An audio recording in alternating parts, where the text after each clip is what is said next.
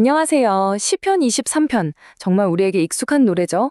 그런데요, 아주 오래전 초기 기독교 사상가들은 이 시에서 우리가 그냥 지나쳤을지도 모르는 정말 깊고 놀라운 의미들을 발견했다고 해요. 오늘 바로 그 교부들의 시선으로 시편 23편에 숨겨진 지혜를 함께 따라가 보려고 합니다. 주님은 나의 목자. 와, 모든 게 바로 이 한 문장에서 시작돼요. 교부들은요, 이 짧은 선언이 사실 우리 인생이라는 거대한 여정에 모든 걸 담아내는 그야말로 첫 번째 붓터치라고 봤습니다. 자, 그분들의 눈을 빌려서 한번 따라가 볼까요? 우리의 여정은 크게 5단계로 볼 수 있어요. 먼저 신성한 목자가 누군지 알아보고 그분의 인도를 따라가다가 깊은 어둠 속에서 용기를 얻게 되죠. 그리고 나서는 승리의 잔치를 열고 마침내 영원한 집에 도착하는 그런 이야기입니다. 자, 첫 번째 단계입니다. 여기서 가장 중요한 아주 근본적인 질문을 던져야 해요. 이 시에서 말하는 나의 목자, 과연 누구일까요? 교부들에게 이 질문에 대한 답은 고민할 필요도 없었어요. 너무나 명확했죠. 시편의 목자는 바로 그리스도다. 이 해석 하나가요, 시편 23편의 모든 구절을 완전히 새로운 빛으로 보게 만드는 그런 마스터키가 되는 겁니다.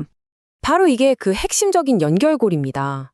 특히 아우구스티누스 같은 교부는요, 요한복음에서 예수님이 직접 나는 선한 목자다라고 하신 말씀을 시편 23편과 탁 연결시켰어요.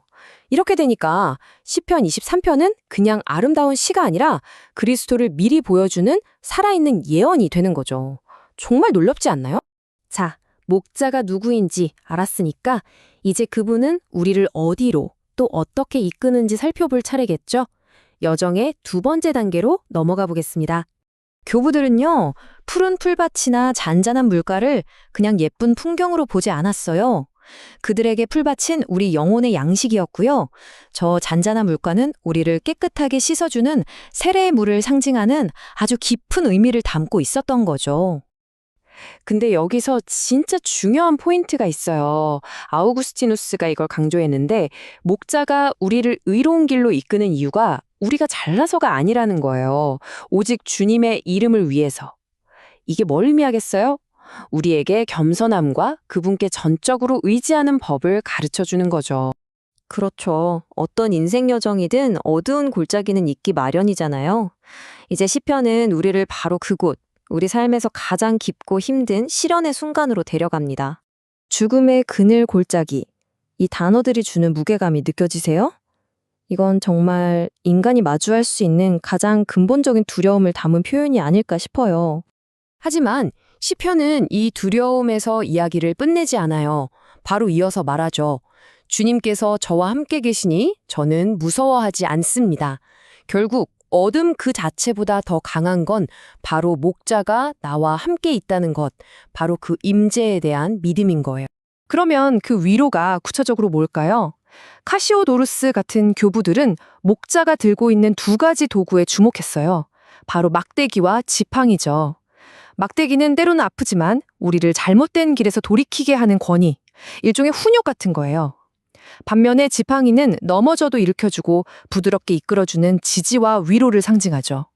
그러니까 보호라는 건 이 두 가지, 바로잡아주는 것과 안아주는 것, 둘 다 필요하다는 아주 깊은 통찰이 담겨 있는 겁니다. 자, 그 가장 어두운 골짜기를 통과하고 나면 시의 분위기가 정말 극적으로 바뀝니다. 시련은 이제 승리가 되고 고통은 모두가 보는 앞에서 열리는 멋진 축제로 변하는 거죠. 이 승리의 축제는 3가지 행동으로 나타나는데요. 첫째, 목자가 원수들 앞에서 상을 차려주고요. 둘째, 존귀한 손님이라는 뜻으로 머리에 기름을 부어줍니다. 그리고 마지막으로 축복이 가득 담긴 잔을 넘치도록 채워주는 거죠. 여기서 오리게네스 같은 교부는 원수들 앞에서 상이 차려졌다는 점을 딱 짚어냈어요. 이게 무슨 뜻이냐면 이건 그냥 조용히 숨어서 받는 위로가 아니라는 거예요.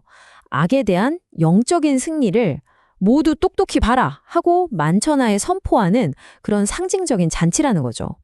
하나님의 공개적인 인정이자 보호선언인 셈입니다. 그리고 머리에 바르는 기름도요. 카시오도루스는 이게 그냥 예쁘게 꾸미는 게 아니라고 봤어요. 이건 앞으로 있을 영적인 싸움을 위해서 우리 내면을 강하게 만들어주는 은총의 상징이라는 겁니다. 기쁨을 주고 또 영적인 힘을 불어넣어 주는 거죠. 마지막으로 이 넘치는 잔, 이건 뭘 의미할까요?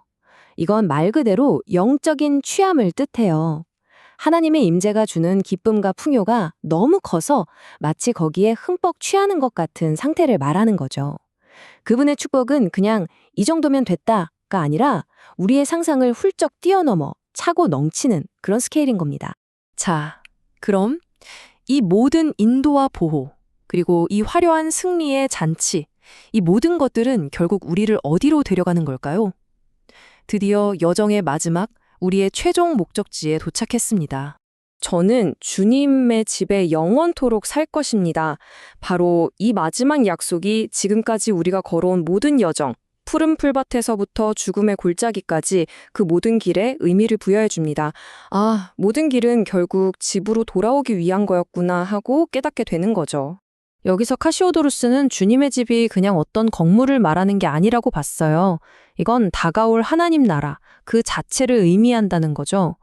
인생의 모든 수고가 끝나고 다시는 흔들리지 않는 영원한 축복 속에서 마침내 우리의 긴 여정이 완성되는 곳, 바로 그곳입니다. 수천 년 전의 이 노래가 오늘을 살아가는 우리의 여정을 어떻게 비춰주고 있을까요? 지금 여러분의 삶은 시편 23편의 어느 부분을 지나고 계신가요? 푸른 초원인가요? 아니면 어두운 골짜기인가요? 이 영원한 약속이 지금 나에게는 어떤 의미인지 한 번쯤 깊이 생각해보는 시간을 가지셨으면 좋겠습니다.